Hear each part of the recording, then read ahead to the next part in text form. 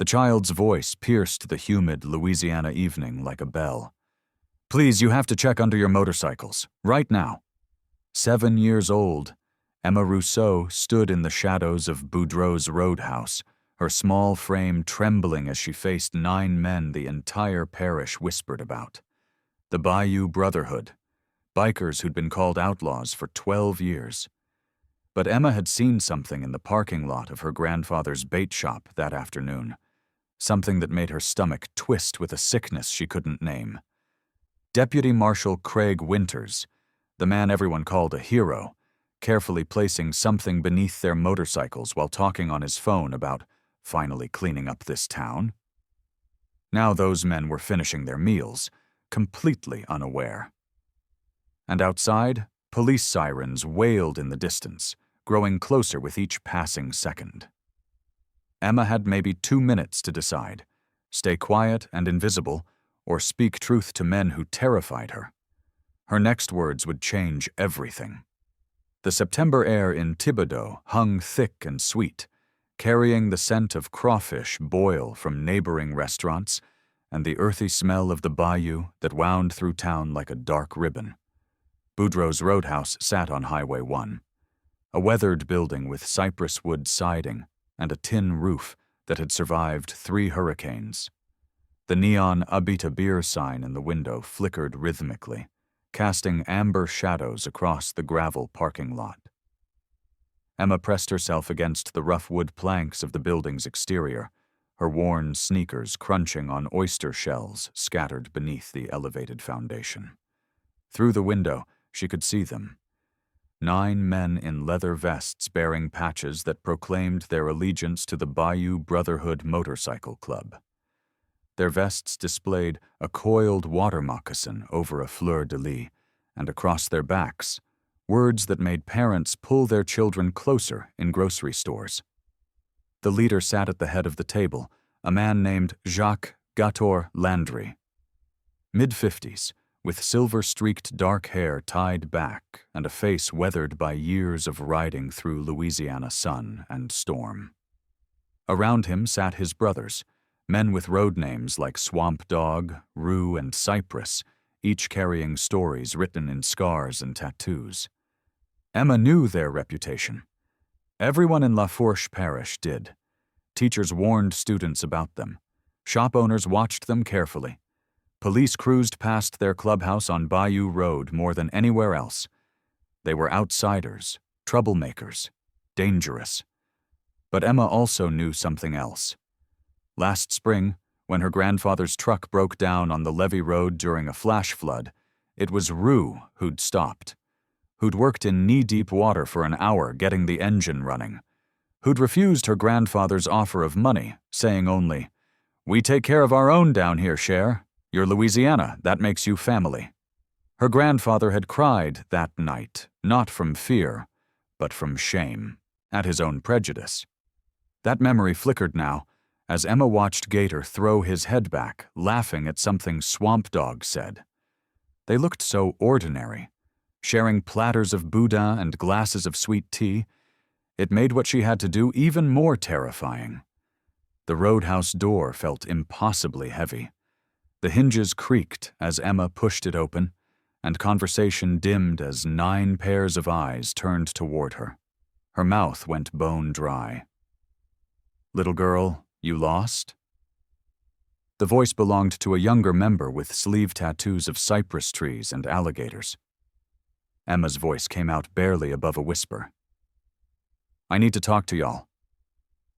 Gator leaned back in his chair, his expression careful. The restaurant had gone completely silent. Even Marie, the 65-year-old waitress who'd worked at Boudreaux's since before Emma was born, had frozen with a pitcher of tea suspended in mid-air. "You need to talk to us?" Gator repeated, his Cajun accent softening his words. "What's your name, petite?" "Emma. Emma Rousseau. My pawpaw. You helped him with his truck on the levee." Recognition crossed Rue's bearded face.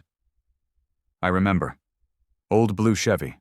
Your pawpaw makes the best crab traps in the parish." Emma took a step closer, then another. Her legs felt disconnected from her body. You have to look under your bikes. Please. There's something there. Something bad. I saw Deputy Marshal Winters putting it there. I heard him talking on his phone about it being time to cut the cancer out of Thibodeau. The air changed instantly. Hands tensed. Eyes sharpened. Gator stood slowly, his chair scraping against the worn wooden floor. What exactly did you see, Emma? Before she could answer, sirens screamed into the parking lot.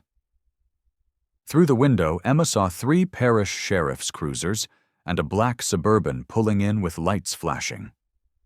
And stepping out of the Suburban with a smile that made Emma's blood run cold was Deputy Marshal Craig Winters, a decorated federal officer, a deacon at Sacred Heart Catholic Church, and according to what Emma had overheard, a man who had just planted something very illegal under 9 Harley-Davidson motorcycles. Gator followed her gaze, and understanding dawned on his weathered face. Ah, he said quietly, so that's how they're gonna play it. The door burst open, and Deputy Marshal Winters strode in with 3 parish deputies behind him. His uniform was immaculate, his federal badge gleaming. Jacques Landry, he announced. I have a federal warrant to search your vehicles based on credible intelligence regarding narcotics trafficking. I need you and your associates to step outside, hands visible. For a long moment, nobody moved. Then Gator spoke, his voice carrying an undertone that made even Winters hesitate.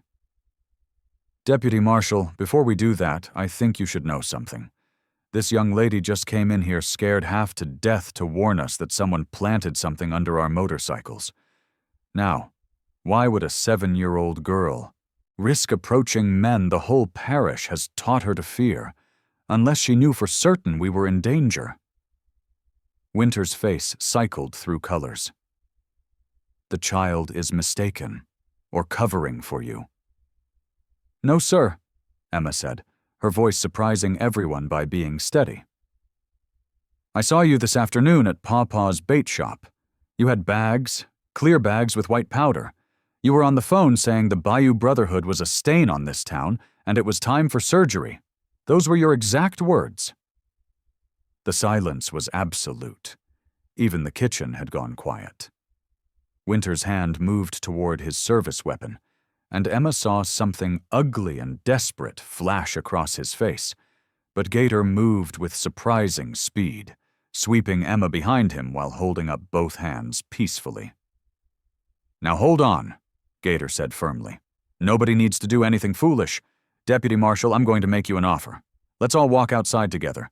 You, me, your deputies, and every person in this roadhouse who wants to witness what happens next. We'll look under those motorcycles together, in plain sight with plenty of witnesses. Whatever we find, we deal with it right here, right now, before God and everybody. I don't negotiate with criminals, Winters spat, but his hand had moved away from his weapon. The presence of witnesses, of Marie with her phone now raised and recording, had changed the equation. Then you have nothing to worry about, Gator replied calmly. If we're criminals with drugs under our bikes, you arrest us, and you're the hero. But if this child is telling the truth, and I think we both know she is, then you've got a much bigger problem than a motorcycle club. The moment stretched thin and transparent. Finally, Winters nodded stiffly. Fine, we'll do this your way. They filed outside into the humid evening, a strange procession of bikers, federal agents, deputies, roadhouse patrons, and one small girl who had become the pivot point upon which truth would turn. The motorcycles gleamed in their neat row. Gator approached his bike first, a vintage Harley with custom paint that showed a water moccasin coiled around a fleur-de-lis. He knelt slowly, making sure everyone could see, and looked underneath. His face went very still. Someone want to hand me a phone with a camera? He asked quietly. Everyone's going to want to see this. Rue dropped to one knee beside him, pulling out his phone and activating the camera. Sweet Jesus, he breathed. Y'all seeing this? Emma stood between Marie and her mother, who had appeared running from the Dollar General down the road. From her vantage point, she could see Rue's phone screen. There, zip-tied to the frame, were 3 clear plastic bags, each containing approximately 2 pounds of white crystalline powder. But what made people gasp wasn't just the drugs. It was the evidence tags, clearly visible through the plastic, marked with federal case numbers, and a small GPS tracker, its red light still blinking. "Those are federal evidence bags," someone whispered. "Those are official federal evidence bags." Winters had gone gray. "That's impossible. Someone must have stolen them to frame me." "Frame you?" Gator stood, moving methodically down the line of motorcycles. "Those evidence tags are numbered. They can be tracked. Every bag logged out of federal evidence has a paper trail, signatures, timestamps. And I'm willing to bet when Internal Affairs pulls those records, they're going to find your name all over them." One of the younger deputies, a kid named Thibodeau, who'd only been on the force 2 years, had gone pale. He pulled out his phone and began photographing everything. "Deputy Marshal," he said, voice cracking, "I think we need to call the FBI field office in New Orleans right now." "You'll do no such thing," Winters snapped. "I am the ranking federal officer here, and I'm ordering you to—" "To what?" Gator interrupted.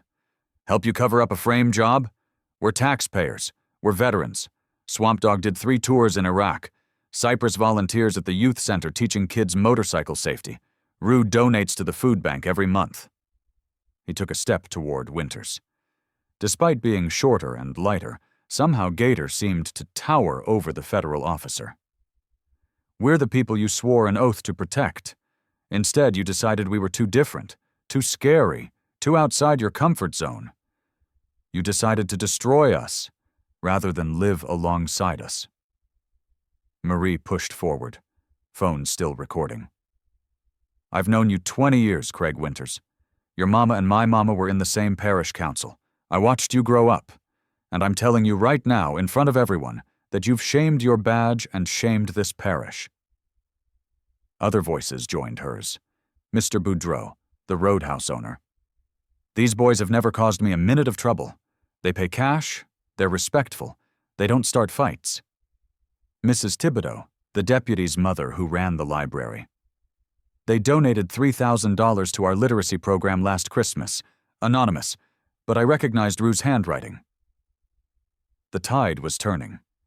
People who'd crossed the street to avoid the bikers were now forming a protective semicircle around them. Phones recorded from every angle.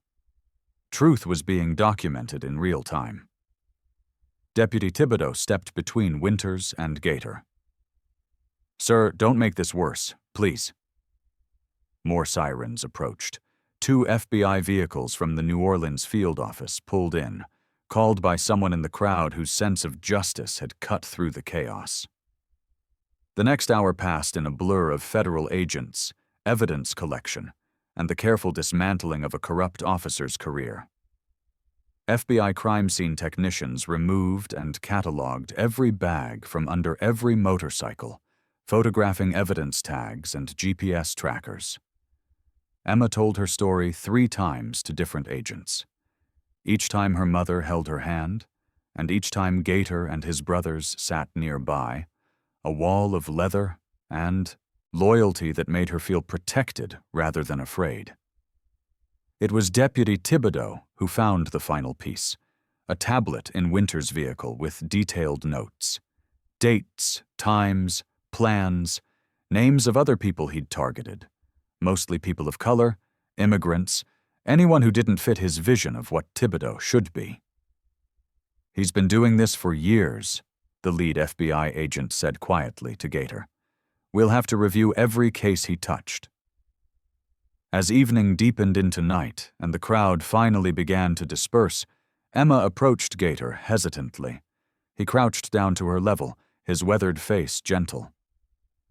"You doing okay, Emma?" She nodded, though her eyes were red-rimmed. "I was so scared." "You chose to be brave anyway," Gator said softly. "Do you know how rare that is?" "Everyone says you're dangerous." "I know what they say," Gator replied, People fear what they don't understand. But you didn't let fear stop you from doing what was right. Rue wandered over, his shadow falling across them. Little sister saved our lives today. She did, Gator agreed. Question is, what do we do about that? Emma looked confused. You don't have to do anything.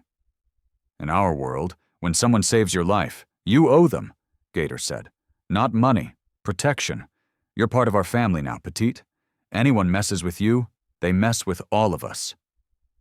He pulled out a small leather bracelet with a silver fleur-de-lis charm. This belonged to my daughter. She died 5 years ago in a car accident. She was about your age. She was brave like you. Stood up to bullies, always did what was right even when it scared her. Emma's breath caught. I can't take this. That's exactly why I want you to have it, Gator insisted, pressing it into her small hand. Remember that courage isn't about being fearless. It's about doing what's right even when you're terrified. If you believe in the power of observation, in trusting your instincts, and in the courage it takes to speak up when something feels wrong, then pause for a moment. Like, comment, share, and subscribe to Bike Diaries. Tell us in the comments where you're watching from today, because this story will remind you that heroes come in all sizes, and sometimes the smallest voices carry the most important messages.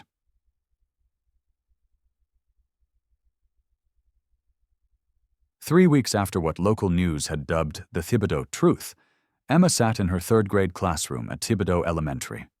The bracelet hung on her wrist, the fleur-de-lis charm catching morning light through the windows. Life had changed. News coverage had been intense, then faded. But in Thibodaux itself, ripples continued. Deputy Marshal Winters faced federal charges. The FBI was reviewing dozens of his cases. People wrongly convicted were getting new trials. And the Bayou Brotherhood? They were still there, still riding, still living their lives. But now people saw them. Really saw them. Shop owners greeted them by name. Kids waved at motorcycles instead of hiding. The walls built by 15 years of prejudice were cracking. Emma's teacher, Mrs. Fontenot, had handled the situation with grace, making it clear that Emma was still just Emma, a student like any other. But during recess, other children approached her differently now. Not with fear or excessive awe, but with genuine curiosity and respect. Her best friend Lily, who'd stuck by her through everything, sat beside her at lunch. My dad said what you did was really brave, Lily said quietly. He said most adults wouldn't have had the courage. Emma touched the bracelet. I was just paying attention. That's what my papa always says. Pay attention to what's happening around you. That afternoon, a letter arrived at school for Emma. Inside was a simple note. Emma, the Second Chance Scholarship Fund is officially established. Named in honor of your courage and in memory of my daughter, who taught me that doing right matters more than being comfortable. First recipients announced next month. You changed this town, Petite. You gave people a second chance to see clearly. Merci. Gator. Emma folded the letter carefully and tucked it in her backpack next to her homework. Outside the window, she could hear the distant rumble of motorcycles passing on the highway. Not a threatening sound, just the sound of people living their lives, finally seen for who they truly were. That evening, at the dinner table with her mother and grandfather, Emma was unusually quiet. What you thinking about, Cher? Her grandfather asked. I was thinking, Emma said slowly, about how easy it is to believe what everyone else believes, how scary it is to trust what you see with your own eyes instead. Her mother squeezed her hand. That's called integrity, baby, and it's one of the hardest things in the world. But worth it, Emma said, touching the bracelet, even when it's scary. If this story has touched your heart, please take a moment to like, share, and subscribe to Bike Diaries. We bring you stories that prove heroism comes in all forms, that courage isn't measured by size or age, and that sometimes the smallest voices carry the most important messages. Tell us in the comments. Have you ever noticed something important that others missed? Your story might inspire someone else.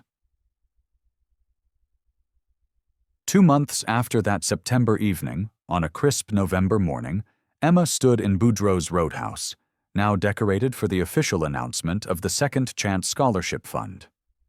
The first recipient was a young man named Marcus Dupuis, wrongly convicted 3 years earlier by evidence Winters had planted.